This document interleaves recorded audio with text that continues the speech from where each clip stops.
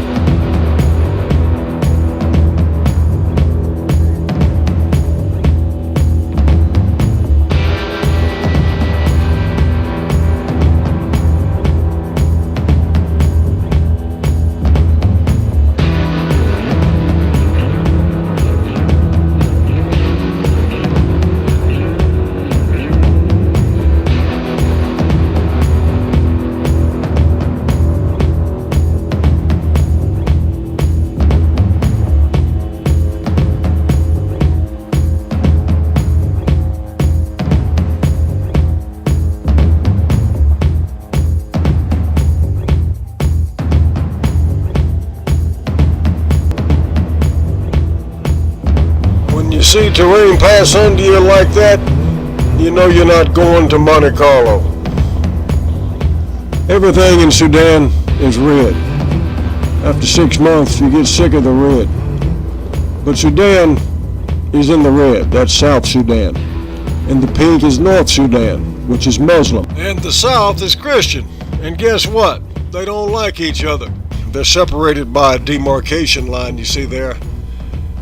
If that's not a recipe for disaster, I don't know what is, but they're constantly fighting over the oil in the area of the demarcation. They kill everybody. Men, women, children, they don't care. Dirt, dirt, and more dirt. This was, wow, my home for 5 months of my life. That's our living area, those little shacks in the line of trees there. Allow me to digress for just a second. We were headed for Johannesburg, had to stop over in Cape Verde, had oxygen problems in the cockpit. They let us off and let us take a shower in one of the hotels nearby. Then it was on to Johannesburg Airport, which is spick and span, at least for now. This is the funniest guy I've ever met in my life here. I'll tell you more about him later. That's at the hangar in Lanseria, South Africa. That's a Rhodesian Ridgeback laying on his back and glad to get the hell out of Zimbabwe. Met some great people. South Africa is unbelievable. Went on a safari by car, and me being an old country boy, I figured these were just like big cows. They ain't gonna hurt you. Now that was taken about 10 feet away. He was turning toward me and he meant business, and this guy coming up in his car told me to get my ass back in because he could pick not only me up but the entire car and throw it over his head, and he was right. Zebras, great story. I asked some South African friends why zebras were never used as farm animals. He said because they do not have the stamina. They give out after a while. These are ostriches, of course, just out there running free on a game park. Beautiful scenery. Woke up early one morning. You can see there, nice pool at the hotel. Great food, unbelievable. But Lanseria is a real pretty place of rolling hills north of Johannesburg. Not only that, but beautiful girls, employees, all were very nice. I love these people. That's in a bar there with some ladies. I bought them a drink. They really appreciate it. That's just a pretty girl. She's an employee. Some friends of mine sitting around a table around the fire. It was cold. I think it was May. That's me and the bartender. Pilatus Porter, PC-6, I think it's called. Great short-field aircraft. DC-3 turbines, two big turbines. I think they're Dash 67s. But all good things come to an end. We got off at Jomo Kenyatta Airport in Nairobi. Had a long walk across the tarmac, but we beat the storm in. Nairobi is hanging in there so far. It's a prosperous city.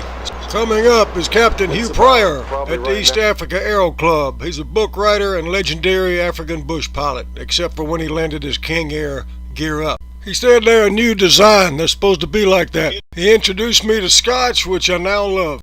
This is inside the East Africa Aero Club with Hugh and a friend of his. I'm sorry I forgot his name, but Hugh is a part-time Anglican priest, and he's shown here giving his blessing to a tree after he's had a few. The guy on the far left is named Johannes Pilep from Papua New Guinea. The funniest guy I've ever met in my life. Everything that came out of his mouth was funny. It doesn't look like it here because he's sizing me up. The only thing is, you did not want to get between him and a plate of food. The man loved to eat. He didn't care what it was. He would eat it. In the background of that Tusker beer is the professor. You can barely see him. The professor and P-Lamp did not get along. Yeah, Kenya's nice, but you got to keep everything under lock and key. This is the professor at Wilson Airport, Nairobi. He's telling the refueling crew how to refuel. He knows everything. Early one morning we had to leave Nairobi to go to Sudan. It's raining like mad. Had to go to Wilson Airport, Langata House, and check in. It was real crowded, as you can see. But guess who's going to Sudan? Girls. NGOs. What do? I have no idea. I never saw them do anything but walk around and look kind of dazed. I kind of liken them to the UN. They drive around in their trucks all day, air conditioners on, and drive by starving people beside the road and blow dirt all over them. Just about, well hell, not just about, they are worthless. You see lots of funny sights, like this guy stuck in the ditch. He was playing with his laptop with his motor running. You can see the bubbles. Coming up is Captain Glenn Mati on the right with a guy named Kaku, both from South Africa. I'd got my camera ready and got this quick shot. Looked like both of them were thinking to themselves, what the hell are we doing here? I know the feeling. Beer bottles for a sidewalk and a Sudanese in the background picking his nose. What more could you ask out of life? You could ask not to be shot down, that's what. My hat, dark blue when I got there, gray and red when I left. Now, if you're not going by commuter with the girls, you're going by our Twin Otter. And you get to ride with the professor. I'm letting the professor play captain because it makes him feel good and he gets to tell everybody what to do. But right now he's letting our mechanic, Barry Mayer, fly the airplane, which of course we're not supposed to do, but in Africa you get away with everything as long as you got a bottle of Jack Daniels or a carton of Salem or Marlboro cigarettes. I mean everything. But see, here he's telling Barry Mayer, our mechanic, and a damn good one, what the instruments are saying, what they mean. Barry knows this airplane inside and out, but that don't stop the professor. He spotted me in the back. Can you believe this guy? Look at it. But we're on our way to Lokichogio. It's nicknamed Loki. It's the Kenya checkpoint for outbound flights going into Sudan. And I got this maniac. He's going to fly us in there. And you better bet your bottom dollar I'm keeping an eye on everything he does. He don't know it, but I am. Here's Barry Mayer, great mechanic, great friend. He told me one day I was his favorite captain. I think he said that because he knew I would fly with anything. It didn't matter what was broken. I have a lot of experience with that. The PT6, Brad Whitney, it inspires confidence. Just a great motor. It holds 19. We put 2 in the back in Chad. We didn't have the restrictions. But here's Barry again. That's a good shot of him. These South Africans, I can't say enough for them, are really, really great people. And their homeland is being torn apart right now. White farmers are being killed. Hardly a peep about it on the news. The Marxist government will eventually run all the whites out, and South Africa will go the way of Rhodesia. That is now the shambles of Zimbabwe. Yeah, it's pretty sad. On the way from Nairobi to Lokichogio on the Kenya-Sudan border, we crossed the equator. You can see that north. All zeros on the north. If you look closely at this bottle, it looks like it says ISIS, made by ISIS. Africa's Rift Valley flows off to the right. Can't leave Kenya though without talking about this guy. Each floor has a guard. This guy was about 6'6", real friendly guy though. Really like this guy. Can't leave South Africa without mentioning this guy either. His name is John Early, served with American Special Forces in Vietnam. Great guy. He was captured in Sudan by rebels, Sudanese rebels, and he spent about 6 months in the care of the Sudanese rebels. I asked him one day what he ate during all that time. He said goat meat, and he said I'll never eat goat meat again. He also fought with the Rhodesian Armed Forces, the Seal Scouts, I believe. They're similar to our special forces when the Rhodesians tried to keep their country from being taken over. I wasn't paying attention and I happened to look up, and the professor was about to run us into a mountain. Like I said, you had to keep an eye on him. Landing in Loki, 4th of December 2008. The professor did a good job here. We kept it under control. That's a prominent landmark out there. He's given Barry directions on how to line up, and Barry's flying with 2 hands, but that's okay. They all do. If you look to the extreme left of the video, you'll see a twin-tail aircraft. It's called a Sky Truck. It's made in Poland. You can just see the tail of it there. And they had about 3 or 4 of them on the left side of the runway. I guess they lost the contract or something and they had to park them. That's all I can figure. But we're coming into the reception area for the border.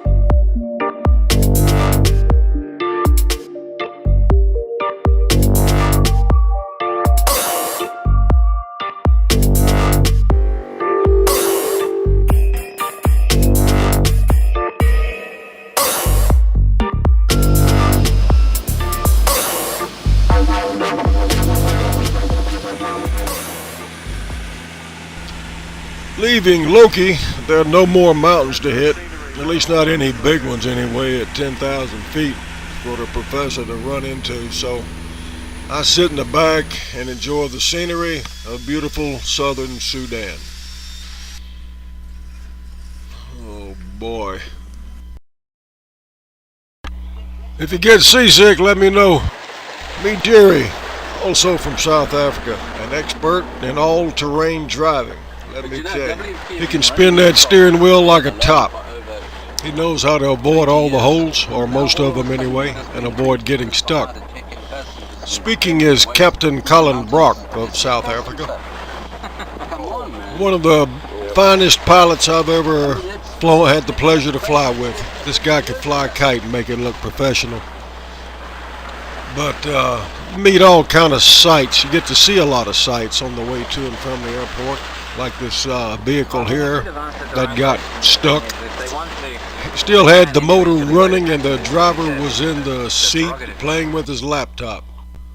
I spent many a night after eating on a chair looking over the river here, just contemplating what the hell had I got myself into again.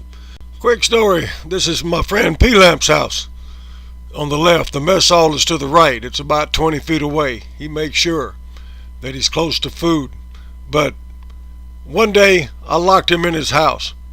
And at dinner time, he said, Bill, after he tried to open the door, Bill, what are you doing? Let me out. I said, P-Lamp, it's time to eat. P-Lamp, let's go. Bill, what are you doing? It went on and on for about 10 minutes. He finally called up base manager, and the base manager had to open the door for him. He was pissed at me. Now, there are some things I like about this place. Not a lot, but a few. See that fire burning? I love that. The simplicity of it. You got some garbage to burn, you take it out to the road, and you burn it. The flags, they're there to warn the people of hot coals.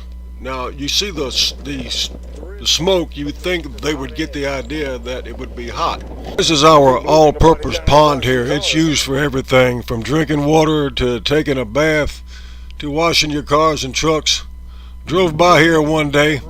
A guy was laying down in the dirt with a Coke bottle under his head. You met him earlier, but this is my good friend Glenn Matee, South Africa. Here Glenn is. He's real enthusiastic about everything today, as usual. Supercharged. He's one of our more energetic pilots.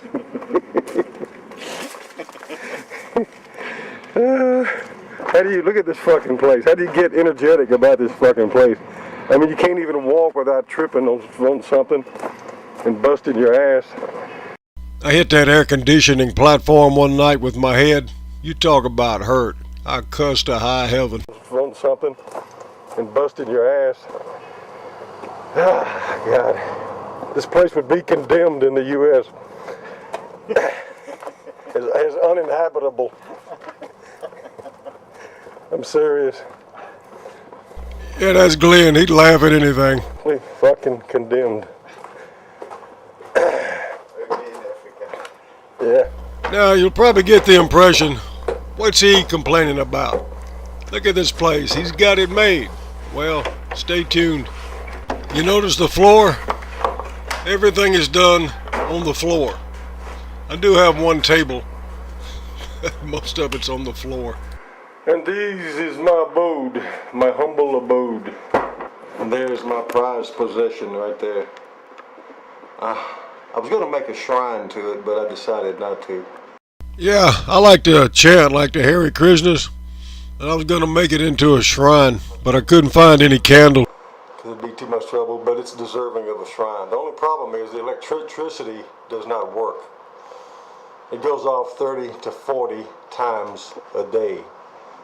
I shit you not. And this is our crap house over here. And this is one of those showers that have the instant hot water. We actually have a hot shower when it works. That's the key word, when it works. Ours is 220 volts. A soldier in Afghanistan got electrocuted with one of these. If you knew the electricians here, the same ones who turn the electricity off 20 or 30 times a day, I always had worries whenever I took a shower onto one of these. Oh, they fixed my light. They came in and fixed my damn light. I can't believe my light's been out for about a week. They came in and fixed that fucking thing. It's not too bad. The problem is that you can't depend on anything. The problem is that you can't depend on anything. Nothing ever works consistently.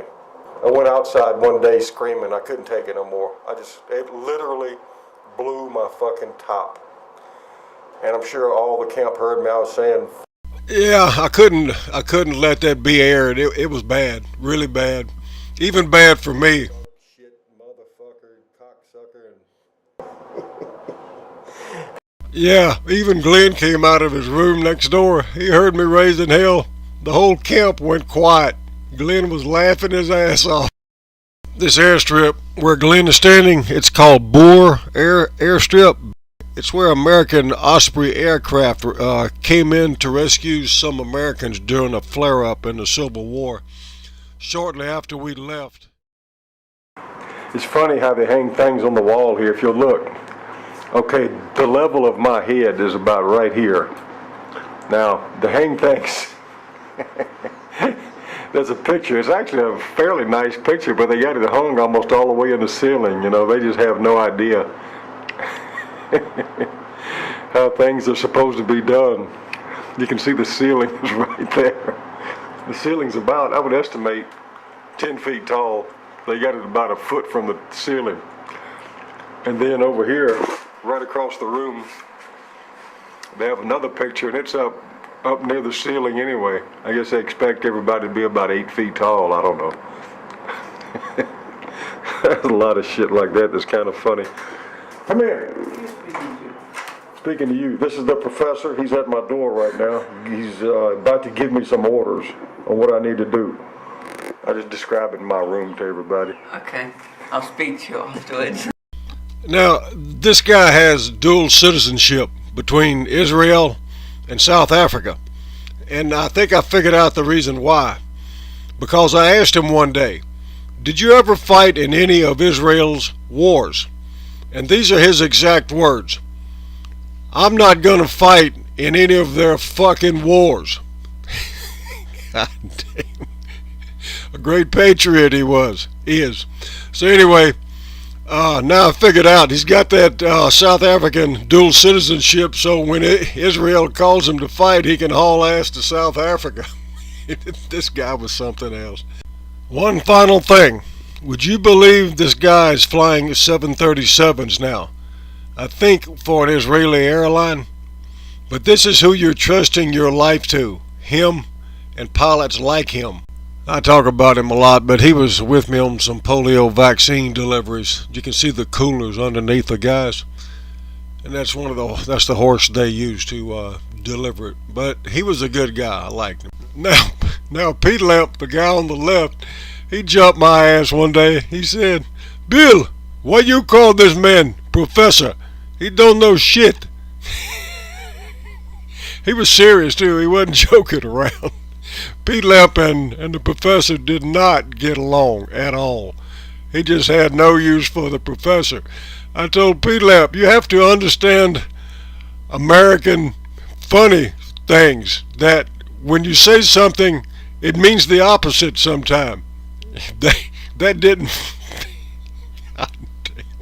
Needless to say, that did not compute with Pete Lamp. He just didn't follow that line of thought. This is a guy named Kaku. I forgot his last name. He's not a pilot, but we let everybody fly. This is old Glenn sitting in the back. He's looking out the window at how low I'm letting Kaku fly. He's acting like he's laughing, but he told me later I was letting him fly too low, which I was. But this is a road going from from Wow Our home to a wheel about 80 nautical miles away. And Kaku, he's got this red shirt on. I think it's the only shirt he had, because everything in southern Sudan is red, and we got enough red.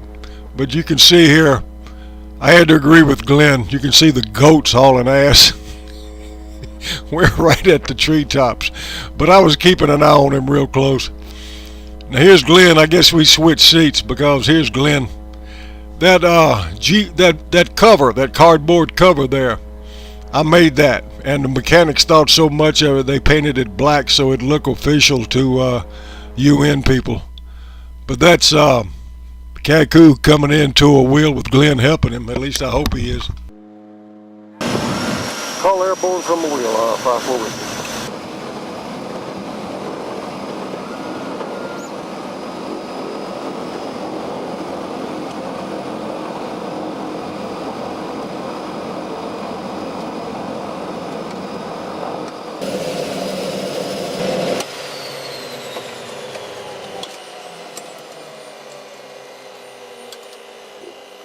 Good?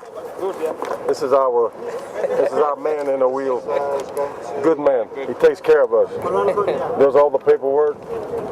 Handles all the tough stuff.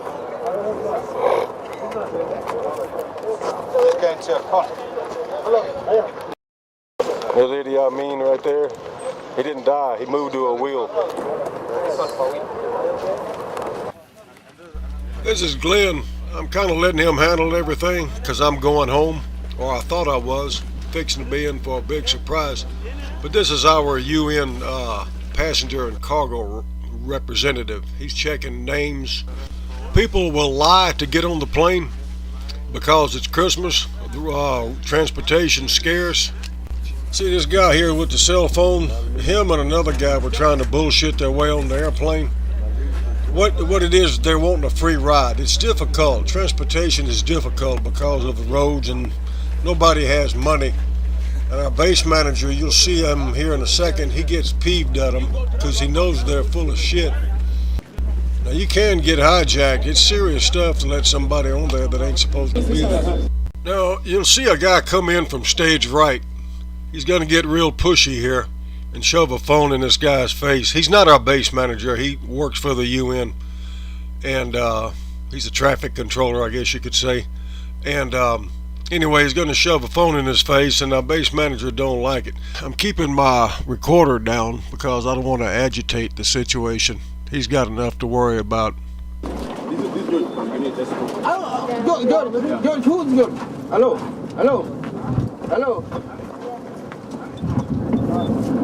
Hello, is it Ali?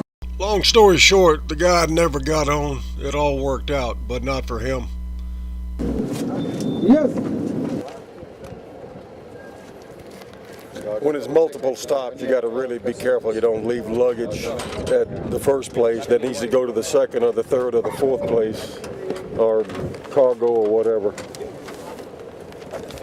Quick story on this old guy here. He got on a short sleeve jacket. How you like that? But he came in on a motorcycle escort. He's the governor of Lakes State. They call it Lakes because it has a lot of lakes. That's what I like about Sudan. They're practical. But anyway, he took the time to have a picture with me, and he had an old 38. It was a rusted 38. We're supposed to take guns off of people and keep them in the cockpit. And I was going to let him keep it, but the professor, being the ass that he is, said no. So I let the professor take it from him, which pisses me off to this day. If P-Lamp knew about that, he'd really be pissed. Captain Mati, Glenn Mati, taking off from a wheel in the Twin Otter. There he is, all serious now, which is good. He's loads of fun at other times, but when it came to flying that airplane, especially in situations like this when you have cars and people crossing the runway, he was all serious. Got nothing but good to say about old Glenn. There's downtown a wheel right there. Marketplace is here. That's probably a marketplace right there on the right. You'll find open air meat, flies, incredible amount of flies, and the smell that you would not believe. Now, one day, Glenn and I were coming back from somewhere, and I had a bright idea. He was flying, and I said, Glenn, let's make it to Mount Everest. And he said, "What?" I said, "Mount Everest." That's him right there. He's trying to act like he's delirious from the altitude. But anyway, I said, "Sir Edmund Hillary climbed it by foot without oxygen. The least we can do is fly up there 27,000 something feet and say we did it. If we pass out, plane will go into a spin. We'll recover at a lower altitude and pull it out." He wouldn't go for it. So here we are at 18,500, and he's already starting down. That's that magnificent PT6. Incredibly reliable motor. That knocking you hear, it's about to drop a valve. Yeah, I laugh and joke like it was a lot of fun and had a blast, but all in all, it wasn't. Yeah, boy, let's take a knee and protest. We got a lot to protest about in the U.S. We should listen to the NFL when they take a knee. We're suffering through an era of complete stupidity in the United States. I don't know when it's going to end. I don't know if it's going to end. But I just can't believe what's going on in the United States. If people in the United States could go to some of these countries, spend some time there, they would see how good, how excellent they have it here in the United States. What really made me mad this year was the NFL and their coaches taking part in their so-called protest against, I don't know what the hell they were protesting, but it was the most ridiculous shit I've ever seen in my life. I was going to add some inserts over this, but I wanted it to hit home. This lady has nothing. This is her home. Some bags and some kind of a roof, and no hope whatsoever. Her and hundreds like her. We just have no idea how good we have it here. Now who's this? Yeah. Moses. Yeah. Yeah, this is Moses. He was a good guy. He was our maintenance guy on the airplane. You know, just washing, cleaning type work. I really liked him. Some of these people, they get next to you after you spend quite a while with them. And I often wondered what he's doing now, where he's at. When the UN moves out, oh man, I don't know what the hell is going on. I mean, it's bad enough with the UN. But I don't know. He's just a good guy. When I left, I gave him $20, and I thought he was gonna start crying. But things get to you after a while. They really did. How you doing? That's good, man. You like working for Barry? Yeah. You do? Yeah. No, you don't like Barry. Why? You don't like Barry? He's no good.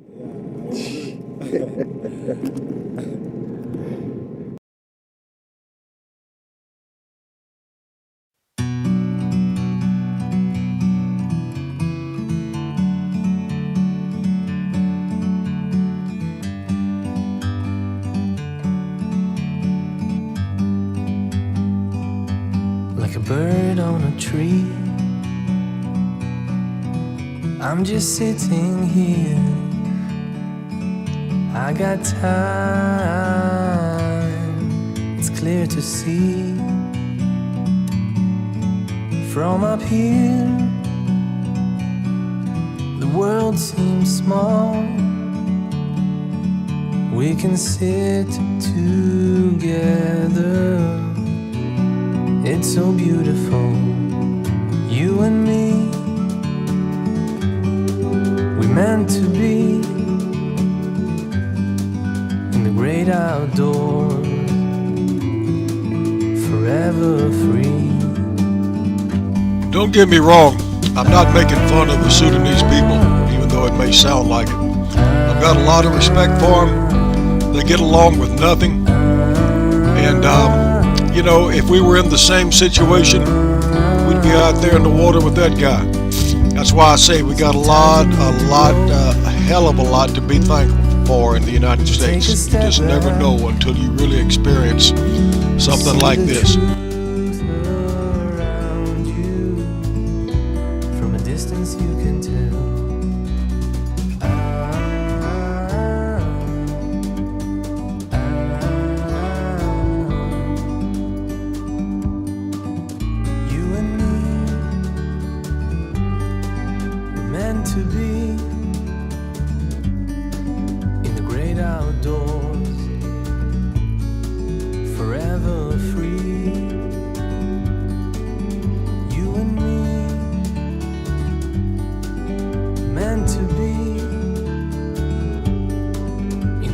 outdoors, forever free.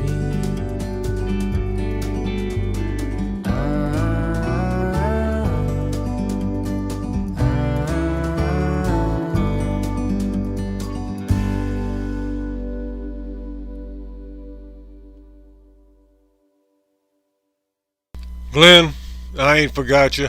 It's coming. I know what you want. Bill, what the hell, man? That's my book. If anybody wants some further adventures on the wilder side, it's on Amazon. Expect part 2 in about 9 years. Realistically, about 3 months. This editing system, I gotta get a new one. It's pitiful. I hope y'all enjoyed it. I really did. I know it got kind of gritty there and rough, but, you know, that's the kind of life it was. That's no excuse, of course, but that's me.